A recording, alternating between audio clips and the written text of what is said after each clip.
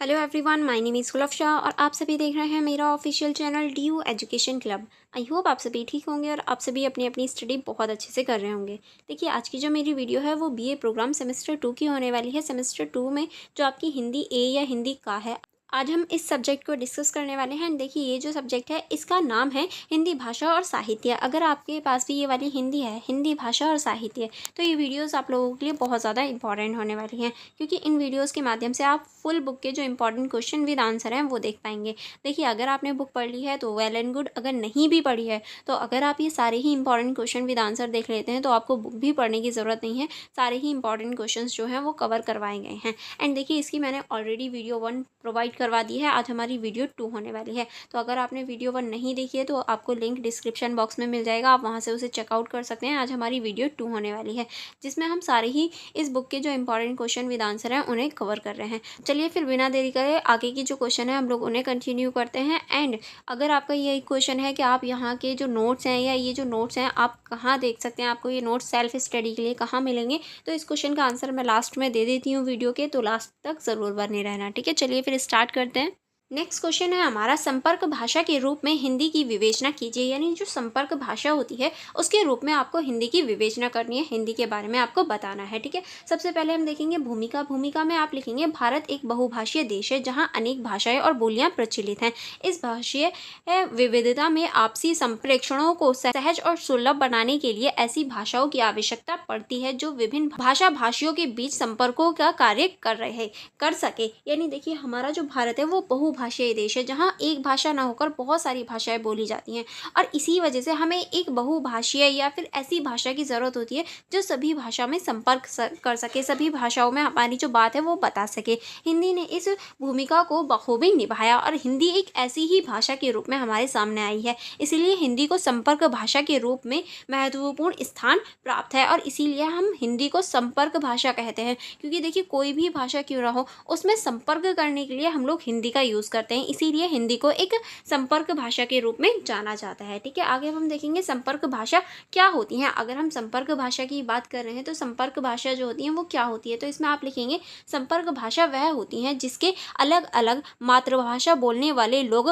परस्पर संवाद के लिए माध्यम के रूप में अपनाते हैं। यानी अलग अलग जो मातृभाषा वाले लोग होते हैं, यानी अलग अलग जो क्षेत्र के लोग होते हैं, वो बातचीत करने के लिए पर्टिकुलर एक लैंग्वेज का यूज़ करते हैं, जो कि हम हिंदी के माध्यम से कह सकते हैं। वह भाषा संप्रेषण, शिक्षा, व्यापार, प्रशासन और संस्कृति के आदान प्रदान में सहायक होती है। और ऐसी भाषा जो हमारी जो भाषा है, संप्रेषण है, शिक्षा है, व्यापार है, प्रशासन है और संस्कृति है, इसके आदान प्रदान में सहायता करे, जैसे कि हमारी हिंदी भाषा करती है। इसी वजह से हम हिंदी को संप्रेषण भाषा कहते हैं। ठीक है, अब हम देखेंगे हिंदी एक संप्रेषण भाषा क्यों है, यानी हम हिंदी को ही संप्रेषण भाषा क्यों कहते हैं, किस तरह से हम हिंदी को संप्रेषण भाषा कह सकते हैं। तो पहला हम देखेंगे व्यापक प्रसार किस तरह से। इसमें आप लिखेंगे, हिंदी भाषा के अधिकांश राज्यों में बोली और समझी जाती है। लगभग 60 करोड़ से अधिक लोग हिंदी को किसी न किसी ही रूप में प्रयोग करते हैं। यानी देखिए, जो हिंदी है वो हमारे भारत में ज़्यादातर बोली जाती है, यानी सभी ये जो राज्य हैं ज़्यादातर सभी राज्यों में बोली जाती है,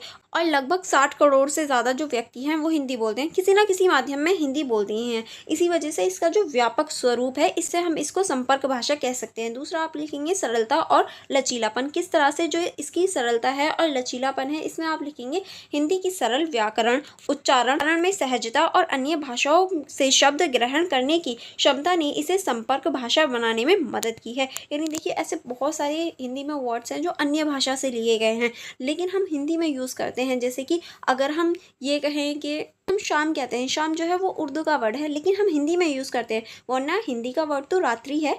तो इसी वजह से हम कह सकते हैं हिंदी जो है एक ऐसी भाषा है जो बहुत सारी भाषाओं में से वर्ड ले लेती है और लचीली है, इसीलिए भी हिंदी एक बहुत ज़्यादा इंपॉर्टेंट हो जाती है। नेक्स्ट अब हम देखेंगे शिक्षा और मीडिया में उपयोग। हिंदी शिक्षा प्रणाली, टीवी, रेडियो, सिनेमा, समाचार पत्र, सोशल मीडिया आदि में प्रमुखता से प्रयुक्त होती है, जिससे यह लोगों के दैनिक जीवन से जुड़ी होती है। यानी हम कह सकते हैं जो हमारी हिंदी भाषा है, हमारी जो शिक्षा है, शिक्षा प्रणाली हो गया, टीवी हो गया, रेडियो हो गया, सिनेमा हो गया, और जो हमारे समाचार पत्र हैं, सोशल मीडिया, इन सभी में हम हिंदी का प्रयोग करते हैं। और यहाँ तक कि देखिए, मैं आपको पढ़ा रही हूँ, मैं भी तो बोलकर हिंदी में ही सारी चीज़ें बता रही हूँ, तो इस वजह से हिंदी और ज़्यादा इम्पॉर्टेंट हो जाती है। नेक्स्ट अब हम देखेंगे सरकारी कार्यों में उपयोग। किस तरह से भारत की राजभाषा होने के नाते हिंदी का प्रयोग केंद्रीय सरकार और कई राज्यों में सरकारी कार्यों के लिए भी होता है। अब जैसे कि मैंने लास्ट वीडियो में बताया था, हिंदी जो है वो राजभाषा है, इसीलिए ये केंद्र के साथ साथ राज्यों की जो सरकार होती हैं वहाँ पर भी यूज़ होती है।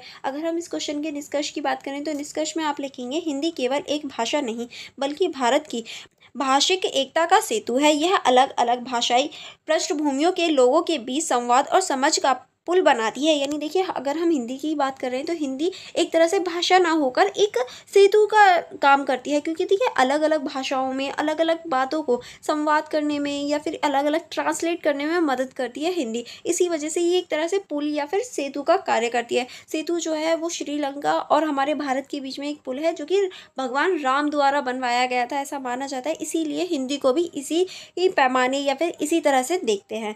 नेक्स्ट अब हम देखेंगे, इसी में आगे चलेंगे। इसीलिए हिंदी को भारत में संपर्क भाषा के रूप में विशेष महत्व प्राप्त है और इसी वजह से हम इसे संपर्क भाषा के रूप में देख सकते हैं। इसका विकास और प्रसार राष्ट्रीय एकता को और अधिक सुदृढ़ करता है और इसी वजह से राष्ट्रीय एकता को भी और ज़्यादा बढ़ाने में ये मदद करता है। ठीक है, आई होप आपको ये क्वेश्चन समझ में आ गया होगा।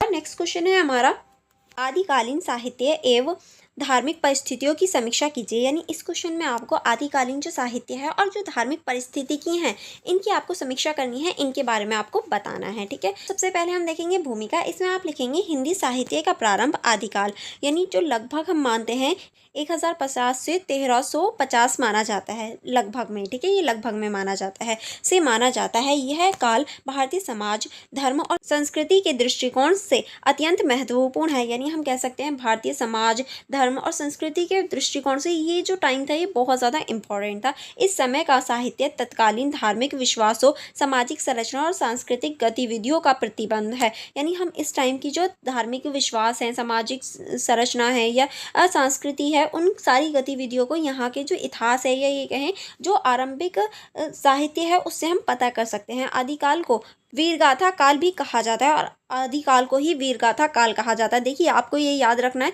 कि आदिकाल को ही वीरगाथा काल कहते हैं। अगर वीरगाथा काल आया है इसका मतलब आदिकाल की ही बात हो रही है कि इसमें वीर रस प्रधान काव्य रचा गया। क्योंकि देखिए ये जो है इसे वीर गाथा जो है वो इसलिए कहा जाता है क्योंकि इस टाइम पे वीरों के बारे में ज़्यादा रचना की गई या वीरों के बारे में ज़्यादा बातचीत होती थी। ठीक है, अब हम आगे चलेंगे। आगे अब हम देखेंगे आदिकालीन धार्मिक परिस्थिति क्या। इसमें आप लिखेंगे राजपूत संस्कृति और धर्म का प्रवाह। किस तरह से इस समय भारत में राजपूतों का वर्चस्व था जो शौर्य, धर्म और प्रतिष्ठानों में विश्वास रखते थे। यानी देखिए ये जो है इस टाइम पर राजपूतों का वर्चस्व था जो कि शौर्य में, धर्म में और प्रतिष्ठानों में विश्वास रहता था। धार्मिक रूप से वह हिंदू धर्म की रक्षा और विस्तार के लिए प्रसिद्ध थे और धार्मिक रूप से ये हिंदू धर्म जो है उसको फॉलो करते थे, उसकी रक्षा करते थे। ठीक है, नेक्स्ट आप इसमें लिखेंगे इस्लाम धर्म का प्रवेश। किस तरह से 11वीं शताब्दी के बाद भारत में इस्लाम आक्रमणों के कारण इस्लाम धर्म का प्रसार हुआ। यानी 11वीं शताब्दी के बाद जो इस्लामी धर्म है या ये कहें जो इस्लाम है वो भारत में आया था। ठीक है, अब आगे चलेंगे। आगे अब हम देखेंगे हिंदू और मुस्लिम समाज के बीच धार्मिक तनाव और संघर्ष की स्थिति बनी जिससे धर्म रक्षण और वीरता को महत्व मिला। यानी देखिए आगे चल के क्या हुआ, जो हिंदू मुस्लिम है उनके समाज में या ये कहें उनके बीच में धार्मिक जो तनाव है, संघर्ष है वो बढ़ने लगा, जिसकी वजह से धर्म रक्षण और जो वीरता है ऐसी चीज़ों का उदय हुआ या फिर ऐसी जो कहावतें हैं या ऐसी जो कल्पना है या ऐसे जो व्यक्ति हैं उनका उदय हुआ।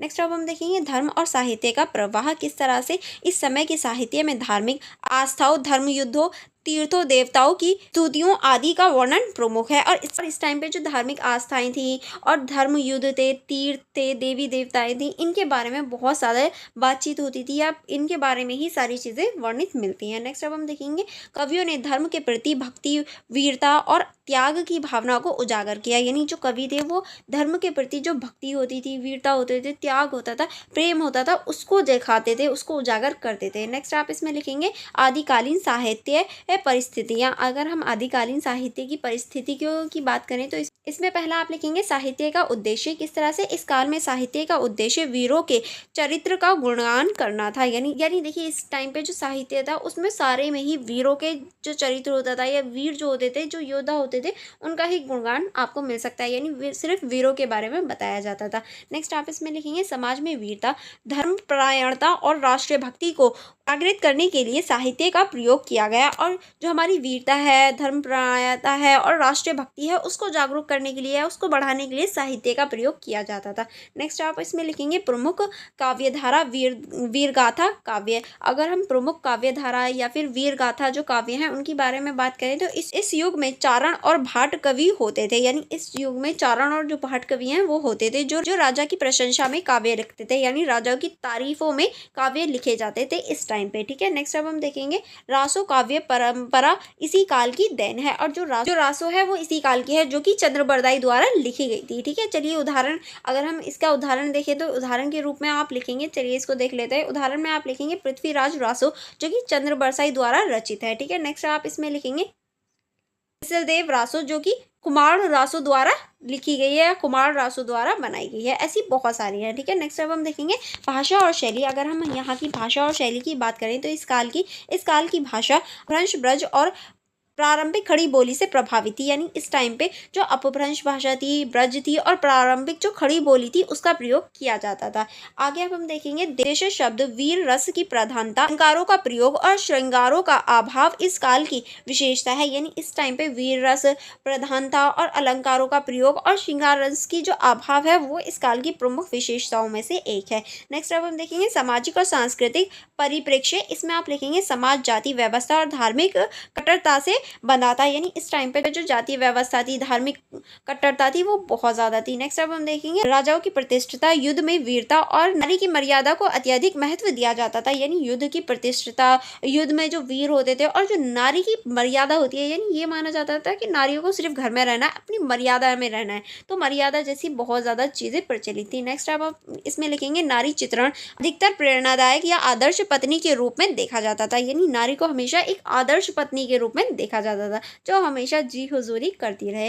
नेक्स्ट आप इसमें लिखेंगे शिक्षा और साहित्य उच्च वर्ग तक सीमित था, आम जनता तक इसकी पहुंच सीमित थी। यानी शिक्षा और साहित्य दोनों ही उच्च वर्ग यानी अमीर लोगों के लिए था, गरीब या निम्न वर्गों के लिए ऐसी कोई भी चीज मौजूद नहीं थी। ठीक है, नेक्स्ट अब हम देखेंगे साहित्य योगदान और महत्व। किस तरह से आदिकालीन साहित्य ने भारतीय वीरता, गौरव और धर्मनिष्ठता की भावना को अमर कर दिया। और ये जो आदिकालीन साहित्य है इसने वीरता, गौरवता और जो धर्मनिष्ठता है इसकी जो भावना है उसको बहुत ज़्यादा बढ़ा दिया था। इस साहित्य ने आगे चलकर भक्ति काल और रीति काल की नींव तैयार की, और इसी साहित्य की वजह से आगे चलकर जो भक्ति काल है और रीति काल है उसकी नींव बनी या फिर वो सामने आया था। अब हम देखेंगे यद्यपि इसमें कलात्मक परिपक्वता कम थी लेकिन भावनात्मक ऊर्जा, देशभक्ति और धार्मिक चेतना अत्यधिक थी। यानी हम इस टाइम पे जो भावनात्मक ऊर्जा है, देशभक्ति है और जो धार्मिक चेतना है वो बहुत बड़े लेवल पर देख सकते हैं। अब हम देखेंगे इस क्वेश्चन का निष्कर्ष में आप लिखेंगे आदिकालीन हिंदी साहित्य का प्रारंभ लेकिन अत्यधिक महत्वपूर्ण चरण है। यह काल साहित्य दृष्टि से वीरता और धर्मनिष्ठता का प्रतीक था। यानी देखिए ये जो काल है ये बहुत ज़्यादा इंपॉर्टेंट है। क्यों काल ये इंपॉर्टेंट है? क्योंकि इस टाइम पे जो कला साहित्य है और जो वीरता है, धर्मनिष्ठता है वो बहुत ज़्यादा इंपॉर्टेंट हो चुकी थी, जबकि धार्मिक दृष्टि से संघर्ष, रक्षा और गौरव का समय था। ठीक है, साहित्य और धर्म का ऐसा गहन संबंध आगे के युगों के हिंदी साहित्य की दिशा तय करने में सहायक है, और इसी वजह से ये आगे का जो युग है या फिर ये कहें आगे का जो टाइम है इसी ने इसका जो एक तरह से जो साहित्य है वो तय किया था, क्या दिशा होगी वो इसी टाइम में तय की थी। इस काल की संरचना आज भी भारतीय इतिहास और संस्कृति और गौरवपूर्ण अध्ययन के रूप में देखा जा सकता है और आज भी हम इसको देख सकते हैं। ठीक है, नेक्स्ट क्वेश्चन चलेंगे। नेक्स्ट क्वेश्चन है हमारा भक्ति काल का उदय किन परिस्थितियों का प्रतिफल था। यानी जो भक्ति काल है उसका जो उदय हुआ वो किन परिस्थितियों की वजह से हुआ, क्या ऐसी परिस्थिति थी जो भक्ति काल हमारे सामने आया। तो हम पहले देखेंगे भूमिका में आप लिखेंगे हिंदी साहित्य के इतिहास में भक्ति काल जो कि हमारा 1350 से 1700 तक रहा था को स्वर्ण युग कहा जाता है। और देखिए इसी काल को स्वर्ण युग कहा जाता है हिंदी साहित्य का। इस काल में भक्ति भावनाओं से प्रोत साहित्य की रचना हुई और इसी काल में जो भक्ति भावना है उनकी एक तरह से रचना हुई थी। इसका उदय कुछ विशेष धार्मिक, सामाजिक, राजनीतिक और सांस्कृतिक परिस्थितियों के परिणाम हुआ। और ये जो उदय है या ये कहें ये जो समाज बना इसका जो उदय हुआ कुछ धार्मिक, सामाजिक और राजनीतिक और सांस्कृतिक परिस्थितियों की वजह से हुआ। अगर हम धार्मिक परिस्थितियों की बात करें तो चलिए पहले हम देखेंगे धार्मिक परिस्थितियाँ। तो इसमें पहला पॉइंट आप लिखेंगे मध्यकालीन भारत में ब्राह्मणवादी आडंबर का कर्मकांड और जातिवाद बढ़ गया था। और इस टाइम पे क्या हुआ था, ब्राह्मणवादी जो आडंबर होते हैं, जो कर्मकांड होते हैं और जो जातिवाद व्यवस्था थी जातिवादी, ये बहुत ज़्यादा बढ़ गई थी इस वजह से। दूसरा आप लिखेंगे आम जनता मंदिर, पुरोहित और मूर्ति पूजा से थक चुके थे। और जो आम जनता थी वो मंदिरों से, पुरोहितों से और जो मूर्ति पूजा थी वो उनसे थक चुकी थी। नेक्स्ट आप इसमें लिखेंगे ऐसे समय में भक्ति आंदोलन ने ईश्वर की व्यक्तिगत उपासना, भक्ति और प्रेम को प्राथमिकता दी। और इसी टाइम पे जब देखिए सारे लोग जो थे वो एक तरह से थक गए थे पूजा करके या फिर सारी चीज़ों से, जो मंदिर थे इन सभी चीज़ों से, तो इस वजह से जो भक्ति आंदोलन आए थे उन्होंने एक तरह से व्यक्तिगत उपासना को उजागर किया कि हमारा जो ईश्वर है वो हमारे ही अंदर है, हमें कहीं और ढूंढने या उसे कहीं और खोजने की ज़रूरत नहीं है। तो इस वजह से बहुत ज़्यादा लोकप्रिय हो गई या फिर इन्होंने एक तरह से अपनी जो जगह थी वो बना ली थी। नेक्स्ट अब हम देखेंगे इस्लामी प्रभाव और सूफी संत। जो इस्लामी प्रभाव था और सूफी संत था उनकी भी वजह से किस तरह से इस्लाम शासकों के आगमन से इस्लाम की ईश्वरवादी विचारधारा का प्रभाव बढ़ा। यानी देखिए जब जो मुसलमान थे या ये कहें जो इस्लाम था वो आया तो ईश्वरवादी जो विचारधारा थी, जैसे कि वो सिर्फ अल्लाह में विश्वास करते हैं, तो वो विचारधारा बढ़ने लगी। इस्लाम और सूफी संप्रदायों ने मान्यता, प्रेम और ईश्वर के सीधा संबंध की भावना को जन्म दिया। यानी इन लोगों ने बताया कि ईश्वर से संबंध जो है वो हमारा सीधा संबंध है, सिर्फ हमसे और हमारे ईश्वर से। हमें किसी भी पूजा या फिर किसी भी जो मूर्ति होती है उनकी आवश्यकता नहीं होती। तो इसी वजह से इनका जो संबंध था ये कहें ये जो थी, इसी वजह से लोग जो थे वो इसकी तरफ आकर्षित होने लगे। नेक्स्ट आप इसमें लिखेंगे भक्ति आंदोलन ने इस विचार को आत्मसात किया और जो भक्ति आंदोलन है वो उन्होंने इस विचार को और ज़्यादा बढ़ा दिया था। नेक्स्ट अब हम देखेंगे सामाजिक विकृति और जातिवाद। किस तरह से इसमें आप लिखेंगे समाज में छुआछूत, ऊंच नीच और स्त्री उत्पीड़न जैसी कुरीतियां व्यापक थी। यानी हम देख सकते हैं कि समाज में बहुत ज़्यादा छुआछूत, ऊंच नीच और जो स्त्री उत्पीड़न है वो बहुत ज़्यादा बढ़ गया था। इसी कारण से भी लोग थक चुके थे। नेक्स्ट अब हम देखेंगे भक्त कवियों ने समानता, प्रेम और भक्ति के माध्यम से समाज को नया दृष्टिकोण दिया। और जो भक्त कवि थे उन्होंने प्रेम को, भक्ति को, इन्हीं चीज़ों को बढ़ाया और जो एक नया दृष्टिकोण देने का कार्य किया था। जैसे कि कबीर हो गए, कबीर ने जातिवाद का विरोध किया, रैदास ने मानव समानता की बात की। यानी अगर हम कबीर की बात करें तो इन्होंने जाति व्यवस्था का विरोध किया था। जो रैदास हैं इन्होंने मानव समानता को बढ़ावा दिया या फिर ये कहें मानव समानता को बढ़ाने का प्रयास किया। नेक्स्ट अब हम देखेंगे राजनीतिक अस्थिरता। किस तरह से तुर्क, मुगलों और अन्य मुस्लिम आक्रमणों ने देश में राजनीतिक अस्थिरता और भय का वातावरण पैदा कर दिया था। ठीक है, नेक्स्ट अब हम देखेंगे आमजन में धार्मिक शक्ति और आत्मिक शरण के रूप में भक्ति को अपना लिया था, क्योंकि आम जो जनता थी वो अब जो धार्मिक शक्ति थी और जो आत्म शक्ति है उसको भी बढ़ाने लगी या फिर अपने आप में ही जो ईश्वर है उसको खोजने लगी थी।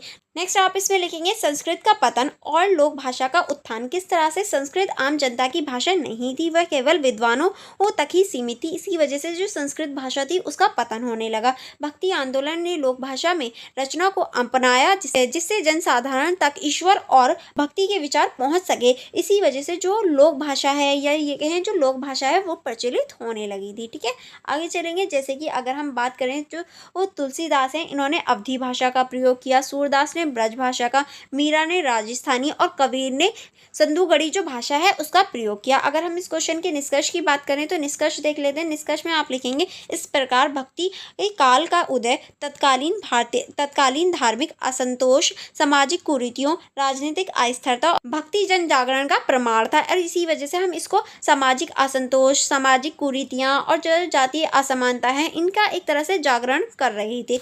यह एक ऐसी आंदोलन था जिसमें साहित्य को जन जन से जोड़ा और भक्ति, प्रेम, समरसता का संदेश दिया। यानी ये एक ऐसे आंदोलन थे जिन्होंने जो साहित्य है उसे जन जन यानी सभी लोगों से जोड़ा और जो भक्ति है, प्रेम है, समरसता है उसको बढ़ाया, उसको एक तरह से आदान प्रदान किया। हिंदी साहित्य का यह काल अत्यधिक चेतना और मानवीय मूल्यों की दृष्टि से अत्यधिक समृद्ध था और इसी वजह से हम इसे स्वर्ण युग भी कहते हैं। ठीक है, आई होप आपको ये क्वेश्चन अच्छे से समझ में आ गया होगा। तो कोई प्रॉब्लम हो या कोई डाउट हो तो आप मुझसे कमेंट बॉक्स में पूछ सकते हैं। अदरवाइज आज की वीडियो को हम यहीं रखते हैं। नेक्स्ट जो आगे के क्वेश्चन है वो हम लोग थर्ड वीडियो में कवर करेंगे। Okay. For more connectivity, for more videos आप मेरे यूट्यूब चैनल को सब्सक्राइब कर लीजिए एंड बेल आइकन को प्रेस कर लीजिए, ताकि जो भी मैं अब वीडियो अपलोड करूं आपको सबसे पहले नोटिफिकेशन आ जाए और आप मेरी वीडियोस को देख पाएँ। एंड फॉर मोर कनेक्टिविटी आप मेरा टेलीग्राम ग्रुप ज्वाइन कर सकते हैं, आप मेरी इंस्टाग्राम आईडी चेकआउट कर सकते हैं। इनका लिंक आपको डिस्क्रिप्शन बॉक्स में भी मिल जाएगा, आप वहाँ से भी डायरेक्ट इन्हें चेकआउट कर सकते हैं। अगर कोई डाउट रह जाता है तो आप मुझसे कमेंट बॉक्स में पूछ सकते हैं। एंड आपका लास्ट क्वेश्चन कि आपको यहाँ की जो पूरी ही ये नोट्स हैं कहाँ मिलेंगे सेल्फ रीड आउट के लिए, तो आप मेरे यूट्यूब चैनल की मेंबरशिप ज्वाइन कर सकते हैं, अदरवाइज़ मेरा टेलीग्राम ग्रुप ज्वाइन कर सकते हैं, वहाँ भी आपको प्रोवाइड करवा दिए जाएंगे। अगर कोई भी कन्फ्यूजन या कोई भी प्रॉब्लम हो तो आप मुझसे मेरे टेलीग्राम ग्रुप में भी पूछ सकते हैं। आप वीडियो को लाइक करना एंड अपने फ्रेंड्स के साथ शेयर करना मत भूलिएगा। चलिए फिर मिलेंगे नेक्स्ट वीडियो में। Thank you for watching everyone.